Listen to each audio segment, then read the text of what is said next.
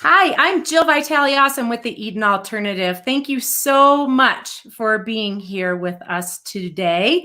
We are going to have a really interesting conversation, one that I've really been looking forward to, with Andre Stevens. And Andre is the president and CEO of St. Francis Assisted Living in Forest City, Arkansas. And so Andre had a long career in banking and finance in the Chicago area. And he left that field in the late 80s. And since that time, he has committed his life's work is working on economic development. And he's worked all over the country doing that, but primarily in the rural South. And Andre got involved with long-term care and aging services through the Robert Woods Johnson Foundation Affordable Assisted Living National Program. Andre, thank you so very much for being here with us today. Did I miss anything in your introduction and your bio that you want to share with people? No, Jill, you did a great job, and thank you for inviting me. We're thrilled to have you. And, I want to point out, so a few weeks ago, at the direction of the Eden Alternative Board of Directors, we put out a statement about racial equity and addressing racial injustice and inequities that we see. And when we were working on that statement and really talking about things, Andre was one of the people that we talked to with some of our board of directors. Because of Andre's experience in what we're going to be digging into today, really talking about how do you create a culture of inclusivity and a culture, I think you called it, of love for each person's human soul in an environment where there has been, and I know you're going to talk about this, but a lot of racial polarization. And one of the things that I said to you that really changed my thinking, as I said, and I want to really acknowledge this today, is I said, I don't know if I feel right talking about this, because I am a clueless white woman. What do I know about this? Am I really the person to be talking about it? And you said something to me that really changed that for me. And you said, you have to talk about this. Would you talk a little bit about your thoughts on that and kind of what you said to me? It really helped me to see things differently. Sure. Well, it's important that people express their desire to get an understanding of the space that African Americans have walked in since we've been in this country. And in particular, during this particular time when there's so many things that have been brought to light: economically, health disparities, violence, police brutality. There's just so many different issues that have converged in a moment of time. And it's important that African Americans hear the voices of people such as yourself who are trying to gain an understanding, because we have felt for so long that we don't matter, that our opinions, our feelings, the issues that have been going on in our communities, is almost as if they've been happening in a silo. And so when people such as yourself steps up and says, hey, I'm in a leadership position and I'm seeing this for myself in real time. And even though I can't change and be an African American, I can have some understanding, or I could try to gain an understanding, and I can express that. So it helps us to believe it improves our level of hope that things will change, because now people are starting to try to gain an understanding. People who never before demonstrated an interest in these issues, and you have, and you should talk about these things, and you should raise these questions, and you should try to get an understanding. Well, thank you for helping me to see that differently. Thank you. And I think you had also said, it's not enough not to be racist. Right. You have to be anti-racist. And with the work that Eden Alternative does, we are about well-being, and we talk so much about ageism and ableism and how those things impact people's well-being. Well, racism clearly does as well. And so we have just pretending like it's not there is not the answer, or pretending like, somebody else will fix this isn't the answer. So I want to thank you so much for taking the time to talk with us today. For anybody who's out there watching live, I hope that you will pop into the comment box. We've got some folks here. Oh, Deke is here from Atlanta, and Evie is here from Ontario, Canada, and Denise Hyde's here from Omaha, and Sue's here from Rochester. So we've got a good group coming in. I would encourage everybody who's watching to put comments and questions in the comment box, and we will respond to those, or I won't, Andre will. So let's get started, unless there's anything else you wanted to kind of preface this discussion with, Andre. No, I'm all set. Okay. We'll talk a little bit about you shared the fact, you talked a little bit about your community, St. Francis Assisted Living, and that the town that it's in. And you sent me an article, and I'll let you share some of that information, but you sent me a research paper, really, a published journal article on the very, very long history of racial polarization that's happened in your town. And you have such an amazing story about making this assisted living community work and bringing people together. Will you talk about that with the group? Sure. Toward the, back in about 10 years ago, 15 years ago, actually, after we were introduced to assisted living, we began to travel the country so that we could learn what it was and how something like an assisted living can be made affordable, and how it could work in our community, which has a long history of racial disparity and polarization. And so it was challenging for me. I mean, I had to learn a lot about not only the industry, but also to understand the dynamics in our community where, African Americans and people of low wealth have historically been the help, have been the domestics, have really worked in the servant services side, and worked for many of the people who could actually afford assisted living in our community. And so what made our model so unique is that we were talking about providing assisted living for people who had very little economic resources, which means that you were going to have to create a home environment for people who will be living next door to each other, who will be interacting in socializing with each other. But the dynamics were a lot different, 20 years ago, 30, 40, long history of a lot of hurt, a lot of pain, a lot of things that were wrong, and trying to see how that would work together was a challenge. And so we just studied, and the article that I sent you was one of the pieces that came out of that, which was a snapshot of around 1967, when the schools were being forced to integrate. And there were whites who were adamantly opposed to it, but there were other whites who were moderates, who really wanted it to happen and felt like this was important for business development and just for the community to prosper, that we could no longer keep living on each different sides of the tracks and keep operating as two separate communities. And so from looking at that story, you saw a lot of struggle, you saw a lot of pain, you saw a lot of violence and different incidences that occurred that brought me to where we are today. And a lot of the people who are now living in assisted living as residents, these are people who were right in the heat of the fire back at that time. Wow. I didn't even think about that, Andre. That history I was reading, the people that live in your assisted living community lived it. Absolutely.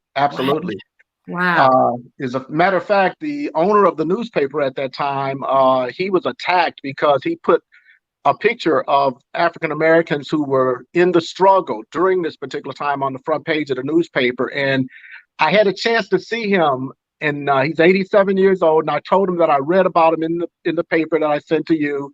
And I thanked him because his very life, he had to run for his life from the courthouse to the local Episcopal church for his life. As the editor and publisher of our local newspaper, and he's still alive. And he told me, he said, I'm 87 years old. He said, you have just made my day.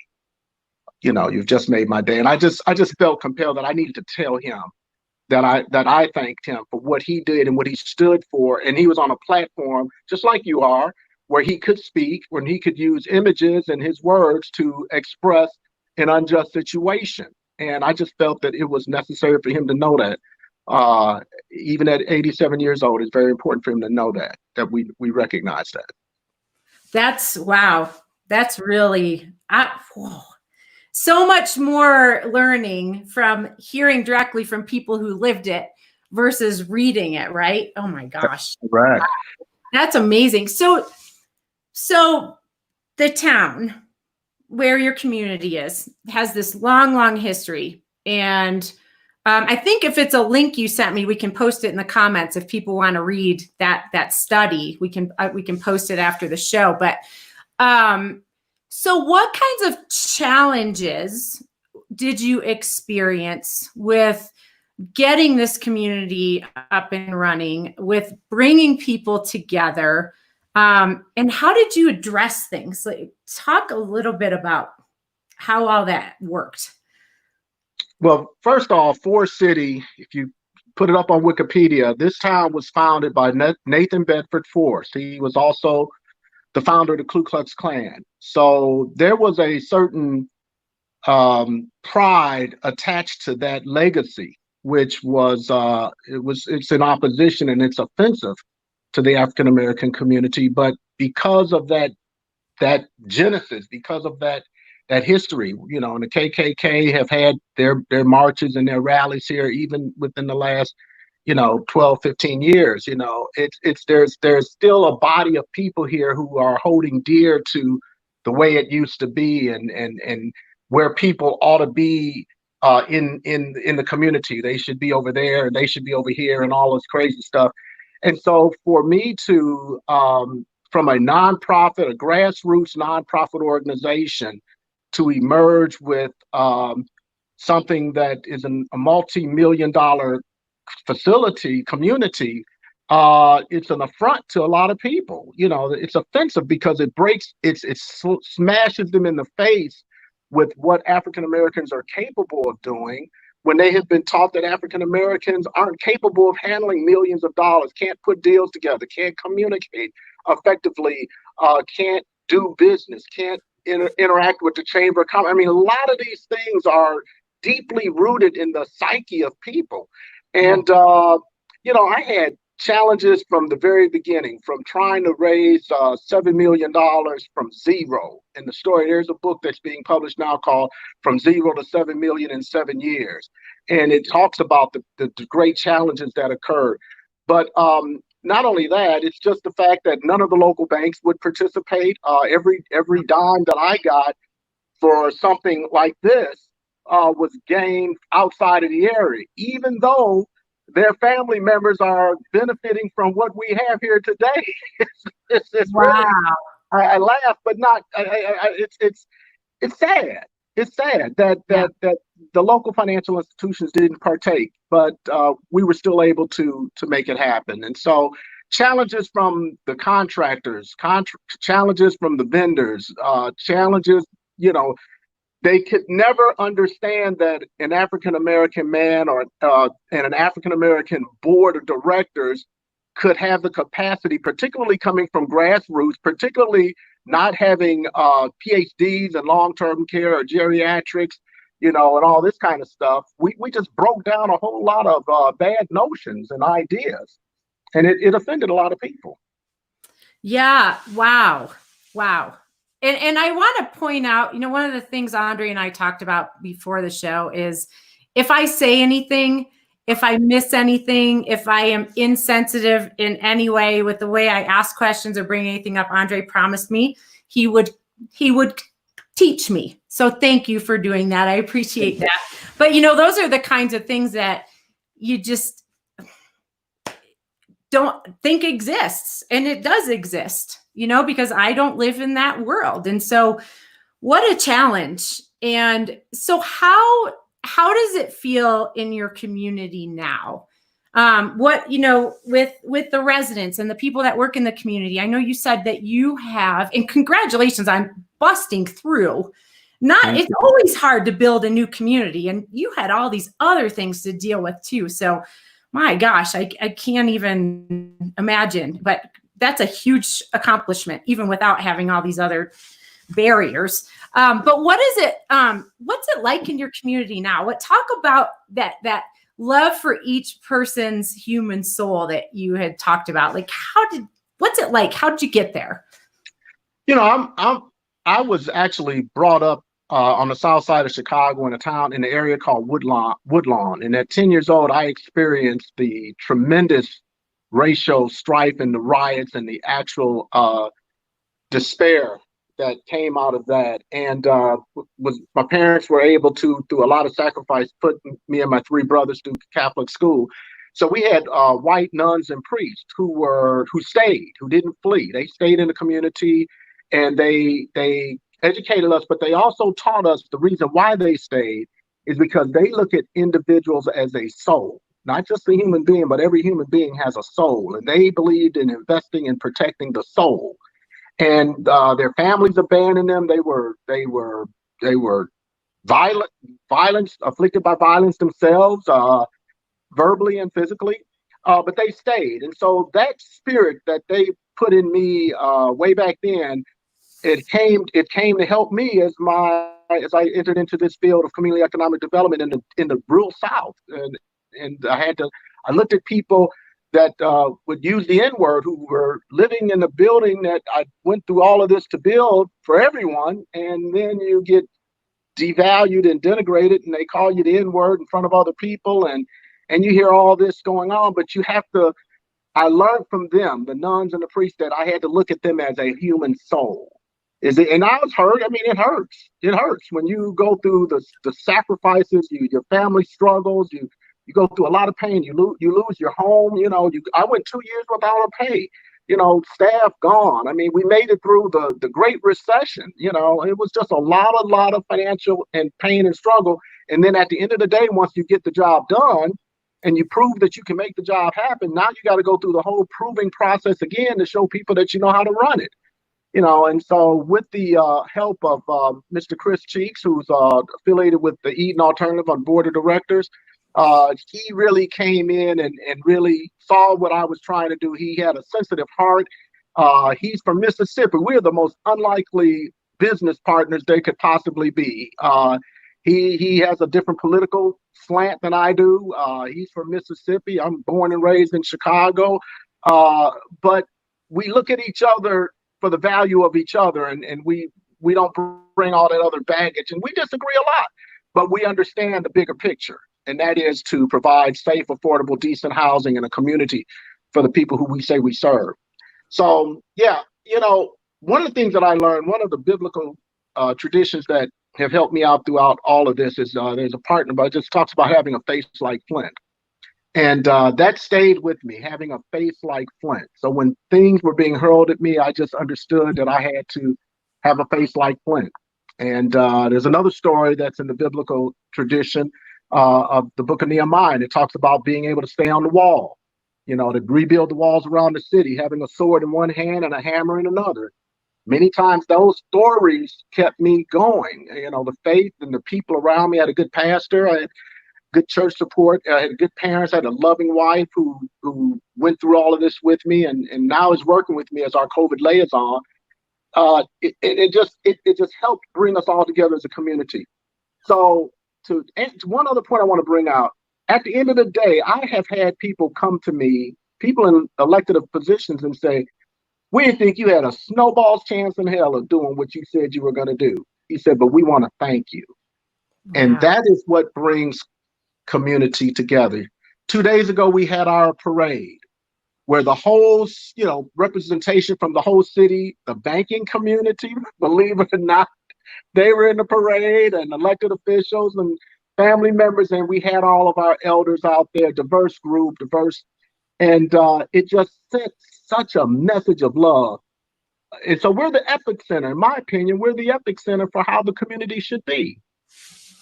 Now, so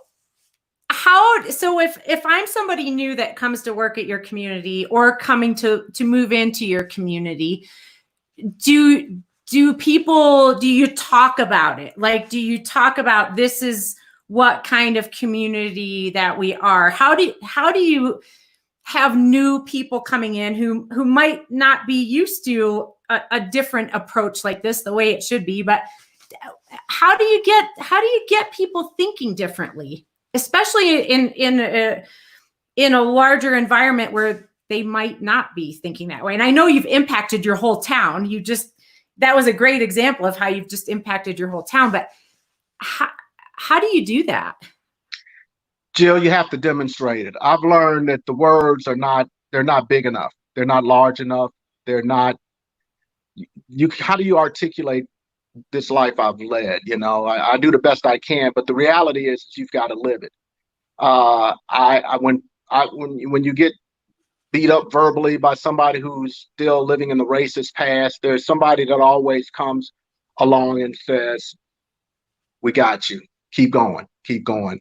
Right when we opened up, quick story, there was the community, we had to raise rates. The community came out against me. And there was an unannounced meeting, cars pulled up. I mean, as a Black man, you start hearing car doors slam, and then you see a group of white people coming into your business establishment. That ain't no good feeling. You don't get a feeling that anything good's going to come out of that. And they were there to teach me a lesson about raising the rates. They wanted me to do it their way, and it's a business. No, we have to do it the way it needs to be done. And so there was this big farmer that stood behind me. He didn't say a word. And after the meeting, we stood our ground. And after the meeting, he touched me on my shoulder and he says, Andre, he says, we know you've never done this before. He says, just keep going. Just keep going. And that's what I'm saying. It's not so much what you say, it's what you do and how you stand. And you have to have a face like Flint. And then the more people learn from you and they start acting that way as well, they learn and they behave differently and are showing other people through their actions too. Is that kind of what you're saying? Is that how you start to drive? Well, leadership, absolutely. Leadership is critical. You know, there's a lot of different ways I could have gone into these. I could have played the race card. I mean, it's just a lot of other ways I could have done it. But I was just taught from my tradition back in the South Side of Chicago and through the riots and everything like that, and the peace movement. Sometimes you just have to go through it, and you have to take the hits sometimes, and then keep loving people, keep demonstrating to them that they're so, help them see themselves. Sometimes through all of the pain and all of the struggle, people get a chance to see themselves. And it takes patience to do that, but I think it's in the long run, it has an impact. And so now we don't have to do a lot of communicating. I mean, the people, we have a waiting list. People are waiting to get in, Black and white. It's not, it's an environment of love, and they know that we truly care for their loved ones. Look, when you take care of somebody's grandma and you treat them right, you score big. Yes. You score real big. That is very true. That is very true. And I want to, for people who are watching, this is a great opportunity, and I've got some more questions for Andre, of course, but if you have comments and questions you want to put in the comment box, please do that so we can have you join in the conversation. So Andre, I did want to ask you, what do you recommend to leaders of senior living organizations? How should we be addressing diversity, equity, inclusion? What thoughts do you have? Advice? Couple of things. One is, there's no excuse now not to have at least one African-American friend. And I learned this from just being with Chris, having someone, developing a friendship with an African-American or, a person that's outside of your culture group. I'll say it like that. And begin to understand the world, see the world through their lens. Try to understand what they have to go through every single day, and that the world is different. and that your world is this way and your path may be a little bit smoother. But we all have challenges in the business environment. But the reality is that there may be a lot more obstacles for one group of people than there is for another group of people. And then so you have to form a relationship with someone, and that's a good start. The second thing is just ask yourself some real honest questions. Like when I go to meetings now that I'm connected to long-term care, you see very few African Americans in a position of governance. That's not in 2020. That's not good. Or I mean, this is just a real question. How many African Americans own an assisted living or a long-term care facility? Yeah. I mean, there's a wellspring of knowledge and learning and wisdom that comes from ownership. And I've learned so much about long-term care and through Eden, and how many African Americans even know about Eden? What do we do about that? Well, that's a really good point, and that was one of the things that our board and myself and our team have been talking about. Is there is an awful lot of diversity when it comes to direct care partners. People who are nursing assistants, and other and housekeeping and dining services, and then the further you go up in leadership, the less there is. And and when you look at even with the Eden Alternative, with the voices that that go out to the world about who is the Eden Alternative and what we are about, not a lot of diversity. And that's one of the things that we are thinking about. How do we focus on this and address this? Because I mean, this is a good thing to have that realization, even though it's painful. It's a painful thing to go, oh, wow, we don't have a lot of diversity we bring out in terms of a lot of different voices. So how do we change that? What suggestions do you have? One suggestion I would present is create an exchange program. Create an exchange program where you allow people who are working in urban areas that demonstrate certain values. People who clearly demonstrate potential. They have values. They have what it takes to move into a leadership position, and start doing some exchange programs both ways. And also start doing some internships with some of the HBCUs, historically black colleges and universities across the country. That there's such a huge portfolio of talent in these institutions. And so it used to be, well, we can't find anybody qualified. That's not true. That is so not true. There are many places where African Americans are located, especially on college campuses at historically black colleges and universities. You can pick urban, you can pick rural, but they're smart. There's a lot of them out there. Yes, I love that idea a lot. And, not finding talent, tell me if I'm wrong, but if people see organizations and don't see themselves being there, they're not going to come and apply at your organization. If they're like, this doesn't look like me. It's right. We talk about that a lot with, how we do advertising and with residents. And we talk about that with, if you don't ever show a resident in a wheelchair, people aren't going to see themselves there. So if we are always putting out there and the only people that work for an organization or in leadership roles are white men, then other people don't see themselves even belonging. Is that right? Oh yeah, let me tell you, just the different platforms that I have to operate on. Public policy, that's a huge spot, because it shapes our whole industry, our economics, our ethos. It shapes everything about us. And how many African Americans, when I go to public policy settings, there aren't any African Americans sitting at the table to help shape public policy around long-term care. That's huge. That is a huge, and from an economic standpoint, it's just good business. It's just good business to incorporate the ideas and perspectives of some of the people that we're going to serve. That population is is a growing demographic, and Yes. it's we're not here to talk about making money, but the reality is it's an economic um, opportunity too. I am learning so much talking to you right now, and I'm excited about your idea about partnering with different universities.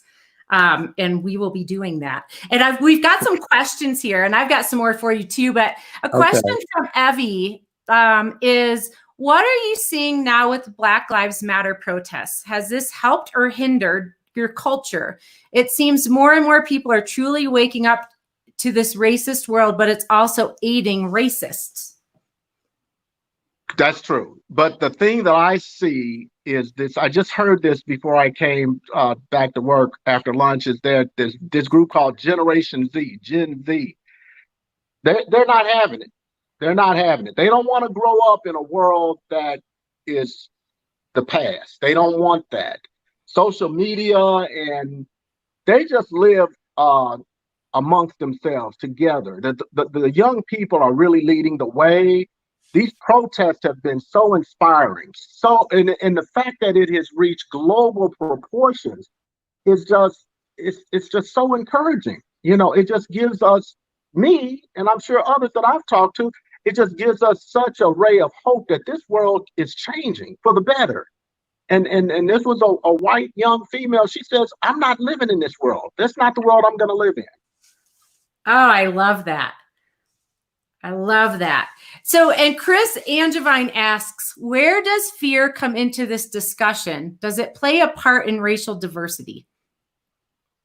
Yes, there's no question about it, because I think whites that want to see change don't want to be offensive. They want a safe space where they can share their innermost feelings without being attacked, and to vet out what's of value in their perspective and what may not be. And they need safe spaces to do that. So, and as African Americans, that's part of our work, is that we have to ensure that we're creating some safe spaces where people will make mistakes. They may, because a lot of things are deeply embedded in us. And so there may be some things that we don't even know that's offensive to someone else. Uh, I remember when I was growing up, I don't want to use the term, but it was a guy from Poland who I worked with, and I was using a term that I thought that's what he was. I thought that term represented his race. And he pulled me to the side and he told me, he said, Andre, that's a derogatory term. And I didn't know it. And I was about 17. So that he gave me space to make a mistake and didn't just judge me based on that one experience. And we have, as African Americans, we have to do that too. We have to do that too. Yeah, I think there is. I mean, I was nervous. I told you I'm nervous that I'm going to say something wrong, and because you don't know what you don't know. And Right. I think things are like that bias that we have, and we have all these things in our heads that we don't even know are there. So that's a really good point. So Evie said the protests have given her hope again, especially the fact that it's worldwide. And yeah, that it is. So it feels bigger and different. Do you feel that way? I mean, yeah. Let me tell you a story, quick story. I'm full of stories, but this quick story. This is an Eden philosophy thing that we ran up against. Eden is really big in pets, and I get it, but we do pets, but we don't do dogs and cats here. Especially, we don't do dogs, and we just never could get people initially to understand why we don't do dogs. And so, what I had to explain over time is that African Americans who live in my building have such a great fear for dogs because the civil rights movement, even back to slavery, dogs were used to attack, to hunt us down, and they were used to keep us in check, keep us in line. And so having dogs around, it's fearful to my elders because that's what they grew up under. And so something that seems so innocent it was an offense to a certain segment of my residency, my community here. Wow. And that's so important in really going back to the Eden alternative. It really is being well known and what matters to me. And we can't assume that everybody wants dogs around, and it becomes, yeah, wow, that's pretty big. That is pretty big. So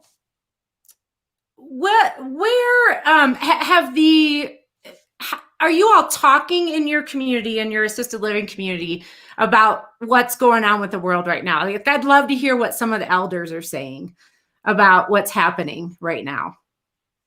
And are they feeling hopeful, like things are actually going to change? There's a group, most of the people, the elders, because of the history, have learned to be mostly silent. You know, they because their history has taught them that when you're vocal, it's not good. It's not good. It's not good. The bad things happen to you, and at the place in life that they're in, they just don't want to be disrupted. Not in that respect. Now, so they're silent, and what it does is, in a sense, it creates a certain level of peace because there's no disruptions, no racial disruptions. They sit together, they interact together, even though the pain is there. Somehow, because it is not really discussed amongst themselves as a group, it doesn't seem to be a problem. Now, when they're in their own private world, in their rooms, I mean, they may have some discussions about what they see on the news and that kind of thing. But for the most part, they just have learned to exist. I think life has just kind of mellowed everybody out, black and white. The staff, it's a funny thing. We know that certain things have gone on, and it just depends on what age group you're talking about. Because the pain of a millennial is not going to be the same pain that my elders would have faced. They're different. But that's a good there's point. no real strategy. I can't say that there's a real strategy that I have to deal with racial inequities because we don't have any in here. We try to make everybody safe and comfortable. We do it fairly across the line. Wow. Maybe something I don't know. We haven't done that though. It sounds like it's just part of the culture and part of who you are and part of who then everybody who comes into the community. And I mean, that's the ultimate, right? Where it's just becomes, this is what we do here. This is who we are. This is what we do. And you don't have to have all these extra things because it's just like hardwired into what you're all about there.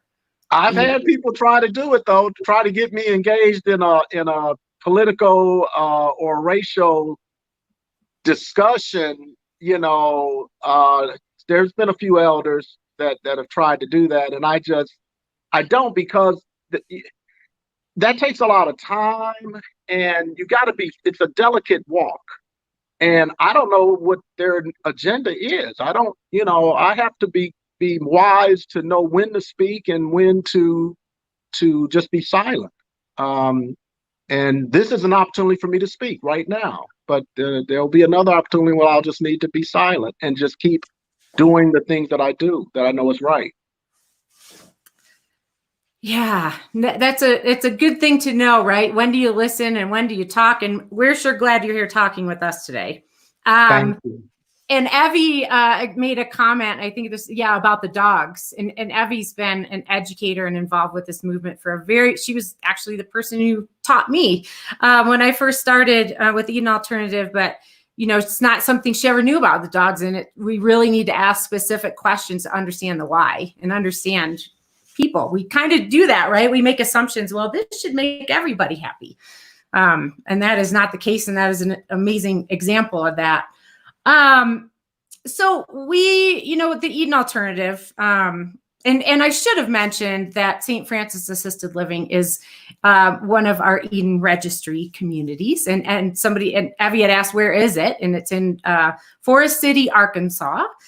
And one of the things I've been thinking about is, we talk about ageism and we talk about ableism and we talk about how that impacts well-being. And when, the Eden alternative domains of well-being, identity, autonomy, growth, meaning, connectedness, security, joy, and racism, like ageism, like ableism, impacts well-being, right, of residents, of people that work in communities. Would you talk a little bit about that? About how it, or it could be personal experiences too, not just in your community, but how ageism affect the community? How does racism affect well-being? Well, it engenders fear, that's for sure. Our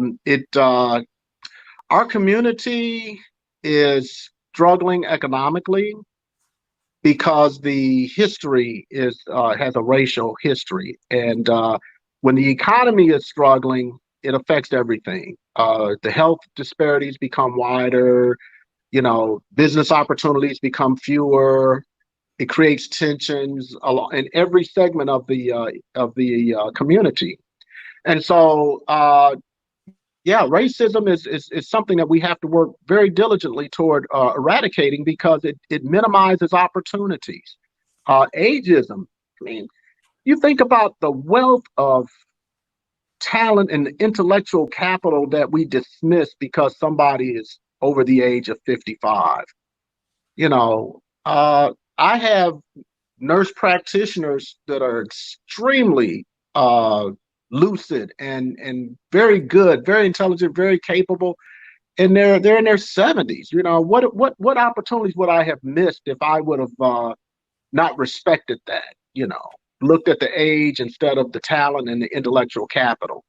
But then, just not even so much from that, just from a social perspective, just all of the opportunities that we miss when we dismiss somebody because we feel like they're at an age where they're not necessary. There's no social good that can manifest from that individual. That's not respecting the soul of a person. That's denigrating the soul of a person, devaluing it. Yes, absolutely.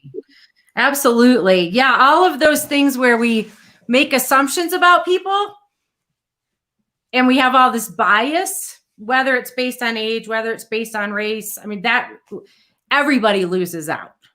Correct. Such a major impact. What do you think? And anybody else out there, we've got a few more minutes if you have other questions you want to ask Andre. You had brought up some ideas for creating more diversity, and one of the things was working with historically Black universities. Is that what you said? HBU. Correct. Yes. And I love that a lot. What else do you think? What can the Eden Alternative do, or what can anybody watching who's part of a senior living organization or any other kind of organization? What can we do to foster improved racial understanding? And you mentioned having friends that are different than you. That's a great one. What else could we be doing? Our communities should incorporate literature, African American literature. Let me tell you, this is another story. When I went around looking at different communities, the one thing I saw was when I walked in, I would see art that depicted cotton fields, antebellum homes, all of the things that were painful for African Americans. And those were widely displayed. And that's not home. That's home for who? You mean in like senior living communities in the South? Wow. Oh, yeah. Oh, yeah. And so when I met with my interior designer, I told him, I said, absolutely not. I said, you make sure that there's diversity in images, that in the library, that the books that you're going to fill these shelves with, you make sure that there's diversity in literature. You make sure that the magazines that you order, or that, I make sure that the magazines that I order, that there is diversity in all of that, because all of that speaks to a holistic and a harmonious culture. Is the diversity of the literature and art. And if you don't have diversity of people making those decisions, You're missing that. Like Absolutely. I worked on building a number of communities and I never thought about that. Everything came from my perspective of what the world is. And so, wow. Yeah. So that really is important. So when you worked with your interior design people to pick artwork and things like that, and picking the books and what do things look like, did they get it right away? Did you have to do some? They did. Okay. He got it because he was the same one that did the places that I wouldn't looked at. Oh. So I told him, I said, like the one you took me to, don't design my place like that. Oh, I gave him a real good image to work from. And what else? Oh, that's great. I love that. What other things? So you talked about artwork. You talked about the books in the magazines that are in a community. What else?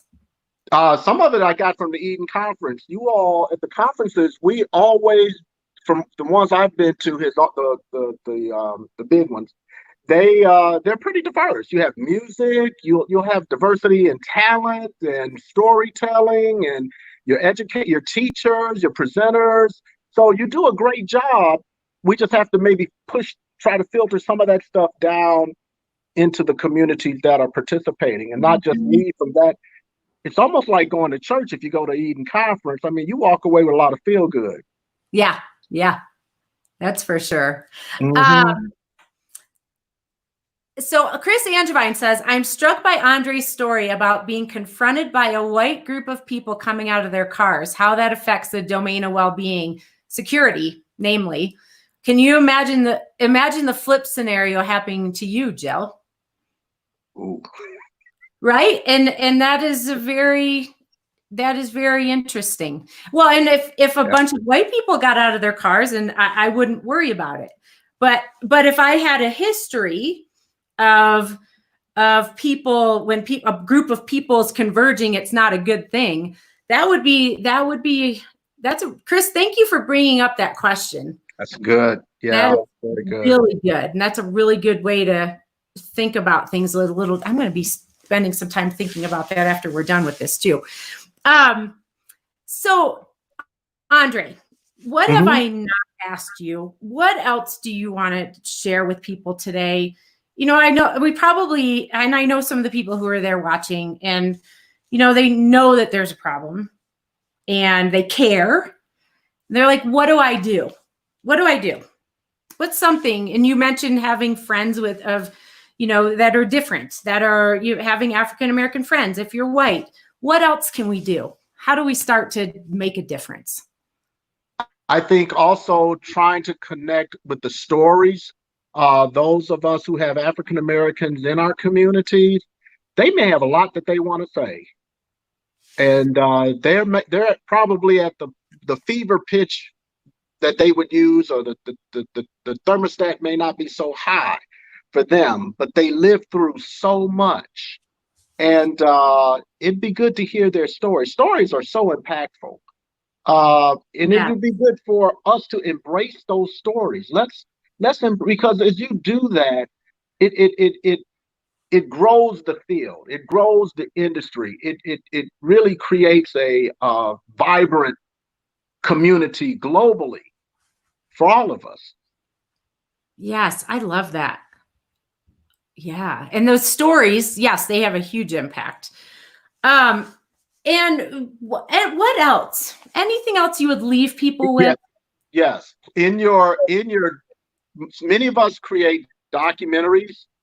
What kind of social media communications are we putting out there that talks more about this work that we're doing, recognizing that this is a long-term piece of work. This won't happen overnight.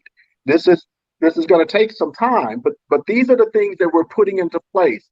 The other thing is try to spend some of your resources with African American vendors. What a phenomenal way to establish a relationship and to help the African American community, and to try to close some of the economic disparities by spending some of your resources with African Americans who are struggling to try to stay in business.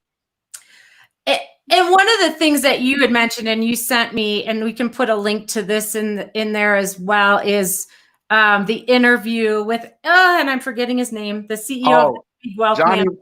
Johnny Rogers, the CEO of Ariel Capital Management. Okay, yes. So that, and I'll put the link in the comments, but one of the things that I learned from watching that, and it really was thinking about, is this disparity in wealth. Like it goes back so far, right? And it's hard for people to catch up. And like you said, you couldn't get funding for your community. And so it matters. It matters so much, right? The opportunity to build wealth, because wealth is power. And am I getting that? You say what you said to me, because I'm probably watching it. Wealth, when you are without, and that's one of the things I think that really is feeding, in some degree, it's feeding the protest, because the disparities which are generated from a lack of wealth, a lack of capital, and it has gone on for a long, long time. And people are now seeing what that means. That means I can't afford health care. That means I cannot afford access to education. That means that I don't have the same opportunities because the wealth isn't there. And so if you want to really understand race, you cannot deny it from an economic standpoint. Economics plays a very critical role in how race is making it, how they're doing. Economics is a very important factor. And so now you hear about resources being put out there by corporations, and that's great. That's well and good. But the thing about it is they have to be sustainable, and you can't just do a one-time drop and then turn and say the problem is solved. No. You're talking about hundreds of years of economic disparity, and that's not going to be solved overnight. Right, absolutely. And that Johnny Rogers. He also was talking about, that on these big corporations on the board of directors, it shouldn't be just a bunch of white guys sitting around, right? Because that doesn't really change anything either. There's so many areas where we have to start to shift things, do things differently. And it's good for us all. It just grows our American culture. It expands it. It elevates the American culture. Absolutely. Well, Andre, I can't thank you enough for being here with us today. I've learned a lot, and I'm actually, if it wasn't rude, I would have been scribbling down notes. But I'll go back and watch this, because I really want to think about some of the things that you talked about, and think about how that some of the things that you said, how we can translate that into next steps for the Eden Alternative, so we can do better. Because that's something our board of directors feels, and we, and myself, and the rest of the team feel very strongly about. So thank you for sharing your wisdom and your experience. And Andre is President and CEO of St. Francis Assisted Living. And I'm sure if anybody wanted to talk to you, you would talk to him if we could. Is it okay if we share your email address? You can. Tell them to come on down and have a Dr. Pepper and a moon pie with me. Oh, I want to come for that. I'm in. I am in. Okay. All right. You're such an inspiration. Thank you so much for being here. Thank you, Jill. Really appreciate you so much. I only hope I did it justice. You did. Thank you. And so for all of you out there watching, thanks for being here with us today. I know a lot of people are here watching, and hopefully you'll go back and watch this again too. There's a lot to unpack, I think. And I hope you'll join us next Monday to talk with Pat McBride and Mariah Bernhardt from Christian Living Communities and Capella Living Solutions. We are going to be talking about balancing health, happiness, and infection control.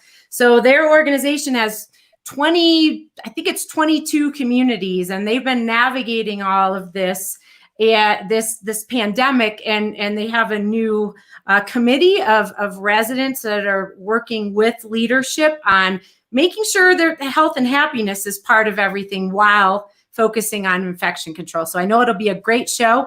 I hope you'll all be there for that. And again, thank you, Andre. You're welcome. It's my pleasure. Thank you.